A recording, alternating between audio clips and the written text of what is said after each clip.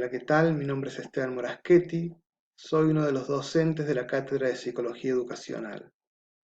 Junto a mis compañeras, Daniela Molina y Viviana Pascuale, hemos tenido la iniciativa de generar esta forma de acercamiento con ustedes, y que sin embargo, dadas las condiciones actuales, puede ser una opción de preferencia. En este momento estoy grabando desde mi casa, con sonido ambiente, espero que no tengan mucha contaminación auditiva, porque contrariamente a lo que uno esperaría en un periodo de cuarentena, hay muchos autos, muchas motos que están pasando, y también sonidos internos acá. Las posibilidades tecnológicas de las que contamos son aún muy rudimentarias, y sin embargo nos parecía muy importante poder acercarnos a ustedes y conversar un poco sobre lo que es la psicología educacional, o al menos sobre cómo concebimos la psicología educacional en este equipo. Es un equipo que va a trabajar por primera vez juntos, lo cual es todo un desafío y una construcción que genera muchas posibilidades y muchas potencialidades. Nos vamos a centrar específicamente en el texto de Horacio Maldonado. No vamos a pasar currículum ni a comentar mucho porque es un psicólogo que trabaja en la provincia de Córdoba, lo cual hace que nuestra experiencia con él sea bastante directa, tenemos una realidad muy cotidiana. Es profesor de la Facultad de Psicología de la UNC, docente titular de la Cátedra de Problemas de Aprendizaje, director de la carrera de especialización en Psicología Educacional y uno de los referentes de la psicología educacional en nuestro medio. Es un autor que trae un texto de bastante fácil acceso que podemos luego ir profundizando en base a alguna de las pistas de lectura que nos va a brindar y transmite muchas ideas que nos parece importante rescatar. Lo más importante de todo es un poco definir de qué vamos a hablar cuando hablemos de psicología educacional. Primero que todo, ¿qué es la psicología? A mí me pasaba cuando entré en la facultad de psicología, primer año, perdón, cursillo, leí la definición de Byron. Cuando leí esa definición decía la psicología es la ciencia que estudia la conducta y los procesos cognitivos. Mi vida era muy fácil cuando alguien me decía qué es la psicología, porque yo automáticamente decía la definición de Byron. Es la ciencia que estudia la conducta y los procesos cognitivos. Con eso dejaba de cara a todo el mundo. Eso me funcionó hasta que llegué a segundo año. En segundo año conocí el psicoanálisis. Y cuando me decían, ¿qué es la psicología? Ay, yo decía, es la psicología de la conducta y los procesos cognitivos. Y por supuesto los psicoanalistas me trataban de liquidar. Conocí otra definición de la psicología es la ciencia que estudia el inconsciente. Lo cual también es un error, el psicoanálisis no estudia el inconsciente, lo que estudia son las manifestaciones del inconsciente. Pero en ese momento, cuando me decían qué es la psicología, en mi vida cotidiana, decía la psicología es la ciencia que estudia la conducta y los procesos cognitivos y el inconsciente. El problema es que eso no se puede mantener porque a medida que iba haciendo más materias, que iba avanzando en el conocimiento, el objeto de estudio se disgregaba cada vez más, por lo cual llegó un momento que cuando me decían qué es la psicología, tenía síntomas somáticos, algunos síntomas prodrómicos de psicosis y entre otras cosas más. Si ustedes quieren dañar a un psicólogo, pregúntenle qué es la psicología. Eso les aseguro que puede desmoronar cualquier estructura y cualquier forma de armazón que tenga ese sujeto. Y van a escuchar seguramente la frase depende y todas esas cosas que cuando no está muy claro, ustedes tienen un poco más de suerte porque al menos a nivel institucional, hoy por hoy, tienen una definición bastante unívoca. Les preguntan qué es la psicopedagogía y ustedes dicen es la ciencia o la disciplina, creo que ahí también tienen algún tema ustedes, es una práctica, es una ciencia, es una disciplina.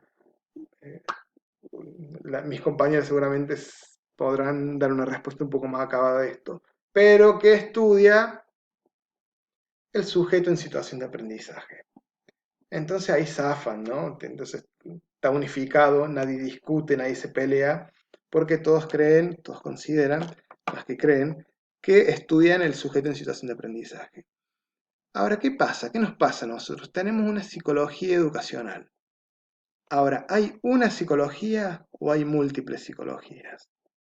Por lo tanto, después, ¿hay una psicología educacional o hay múltiples psicologías educacionales? Y acá tenemos un problema, porque no tenemos una psicología educacional en el sentido de que no hay una ciencia unívoca que trabaje de forma mancomunada para el logro de ciertos objetivos comunes con un objeto claramente definido y delimitado. Tenemos muchas psicologías que hacen cosas muy diversas y en general muy contradictorias entre sí, que están en disputa para ver quién se convierte en la posición dominante. Entonces, ¿tenemos una psicología educacional? No, tenemos múltiples formas de acceso a lo que es la psicología, múltiples formas de psicología educacional. Y van a ver que incluso en la cátedra nuestra tenemos psicologías que se han construido de modo muy independiente entre sí y que no es totalmente amalgamable y que sin embargo guarda una coherencia epistemológica en general, y nos tenemos que acostumbrar a la idea de que no vamos a tener una teoría del todo psicológica. Bien, todavía no sabemos si vamos a tener una teoría del todo en la física, mucho menos, que es donde se plantea todavía esta idea. Eh, Muy difícil que eso llegue a suceder en nuestras disciplinas. Entonces, pensar en una psicología educacional implica un posicionamiento. Nosotros vamos a tener un posicionamiento en el cual vamos a tomar algunas aportaciones que la psicología ha hecho al campo educativo, y en general sin intención. Tal es el caso del psicoanálisis, tal es el caso de la psicología genética. Si bien son teorías de referencia para nosotros, no han sido pensadas para el plano educativo. Y sin embargo han generado marcos conceptuales tan potentes que hasta el día de hoy las seguimos utilizando. Son en general todas psicologías genéticas, en el sentido que dan cuenta de la construcción del sujeto, de una teoría del desarrollo, de cómo se va generando el conocimiento y demás, que nos parece que tienen una potencialidad que no tienen otras psicologías.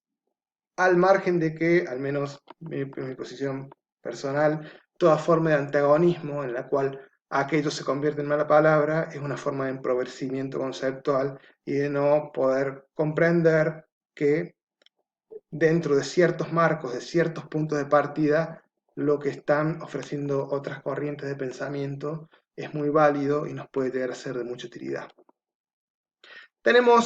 Retomemos esta idea, el sujeto en situación de aprendizaje. Bien, podríamos hablar de contexto. Después vamos a ir hablando mucho más de todas estas cosas, por supuesto, en las clases. ¿Por qué ponemos alumno? ¿Por qué no ponemos sujeto? ¿Tiene que ver en el aprendizaje este otro sujeto? Yo espero que se esté moviendo algo también cuando yo muevo el mouse. Sospecho que sí, porque en algún momento he usado este programa y eso pasaba. ¿Por qué alumno? ¿Qué pasa? ¿No es un sujeto? Vamos a encontrar en el texto de Maldonado que va a hablar del sujeto del aprendizaje y el sujeto de la enseñanza. ¿Bien? ¿Qué les parece esta idea de sujeto? ¿Por qué sujeto? ¿Por qué no organismo? ¿Por qué no persona? ¿Por qué no self? ¿Por qué no individuo? ¿Por qué en situación de? Hay un conocimiento situado, hay una situación. ¿Por qué aprendizaje? ¿O qué noción de aprendizaje usamos? Podemos usar la definición de aprendizaje del conductismo, según la cual es un cambio en los mecanismos comportamentales debido a la experiencia. O la de Skinner era directamente es un cambio en la conducta debido a la experiencia, que después fue criticada por Kohler, que hoy por hoy tal vez tenga otros aditamentos muy distintos. ¿De qué hablamos cuando hablamos de aprendizaje? Nosotros esperamos que esta materia también sirva para responder todos estos interrogantes a medida que vayamos atravesando las clases, y esperemos que el año se pueda de algún modo normalizar y nos permita otro tipo de avances, digamos. Es excesivamente extraño hablarle a una cámara que no te da ningún tipo de feedback. Es aún difícil mantener la concentración, honestamente. Entonces, tenemos un alumno, en este caso ustedes, un profesor, en este caso yo. Pero, ¿qué es lo que le da sentido? ¿Por qué ustedes escucharían un tipo que está hablando a través de una cámara, que ni siquiera es un youtuber experimentado? Yo vi que siempre cortan las imágenes que van pasando. Yo no, lo grabo recto y no tengo mucha experiencia en esto, pero ¿por qué le estarían escuchando? Seguramente tiene que ver con el contexto, porque no me van a probar la materia si no, pero tiene que ver con el saber, o al menos un supuesto saber. Un saber que se supone que el otro detenta, el otro posee, que puede ser real o no, y sin embargo es lo que de algún modo uno pretende asir en un vínculo como este. Acá no hay un vínculo de yo a tú, lo cual generaría relaciones especulares con tendencias agresivas seguramente, sino que hay algo más mediando, hay algo que legitima la acción del docente en relación al alumno. Y ese algo es esto, es la suposición del alumno de que hay un saber que este sujeto detenta y que de algún modo puede serme de beneficio. ¿Qué vamos a ver de esto en psicología genética? Vamos a ver un sujeto epistémico. Este sujeto en situación de es un sujeto epistémico. ¿Bien? ¿Qué vamos a ver del psicoanálisis?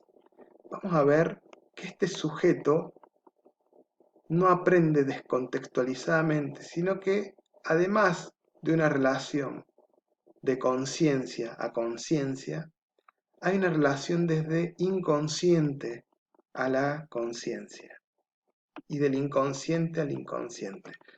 No fui claro. Este alumno es un sujeto dividido. Esa imagen seguramente les debe ya ser conocida. Es un sujeto dividido, por eso no es un individuo indiviso, es un sujeto sujetado al deseo del otro, un sujeto que no es plenamente consciente de sí, sino que está barrado. Y hay aspectos conscientes e inconscientes. Ambas partes se conectan con el profesor. De repente le hace una pregunta al profesor, de conciencia a conciencia, se responden, se hablan, pero a nivel inconsciente pueden despertarse pasiones, amores, odios, que no tienen una, que después encuentran una justificación consciente, pero son puras justificaciones. En general lo que hay es una relación de inconsciente hacia el profesor. A mí me pasó de invitar a algunos docentes a alguna cátedra, a dar una clase, y después me decía una de las alumnas, por ejemplo, me encantó la clase de esta docente, y otra me decía, no, me parece una soberbia. ¿Qué hubo? El estímulo fue el mismo, la clase de la profesora. Sin embargo, se transmitieron cosas que iban por otro lado. Y este docente tampoco es neutral. Este docente también se comunica de modo consciente hacia el alumno y también de modo inconsciente. ¿Por qué? Porque no somos conscientes, no lo podemos decir. Un profesor está todo el tiempo, toda la clase mirando a uno de los alumnos. Le habla a otro, no le presta atención y vuelve a mirar a este. ¿Qué está pasando ahí? Ahí hay algo que se le escapa al profesor. ¿Bien? Y para complejizar más, el saber también, porque uno puede hablar de un currículum oculto también. Entonces hay mucha complejidad en todo esto del aprendizaje. ¿Bien? Con Vygotsky vamos a ver también algo que se produce en los procesos de transmisión y de aprendizaje. Tal vez la teoría que ya decíamos una teoría del conocimiento, la de Vygotsky más del aprendizaje, y vamos a ver de qué modo es necesario el profesor u otros para que el alumno conozca. Yo estoy seguro de que a los 15 minutos se corta porque el programa me avisó que la modalidad gratuita era así. Entonces, bueno, desde hace un rato estoy viendo eso. Voy a tener que cortar y poder seguir en un video próximo. Y vamos a trabajar también sobre aspectos que hacen a la institución. Hay una teoría o un conjunto de ellas que es el análisis de las instituciones educativas, ¿bien? Que nos da una información muy útil, muy valiosa respecto a los fenómenos que ocurren en ese espacio. Y por último, vamos a ver algo nuevo, naciente, que es la parte de inteligencias múltiples. Seguramente está a punto de cortarse. Vamos a ver si el programa cumple.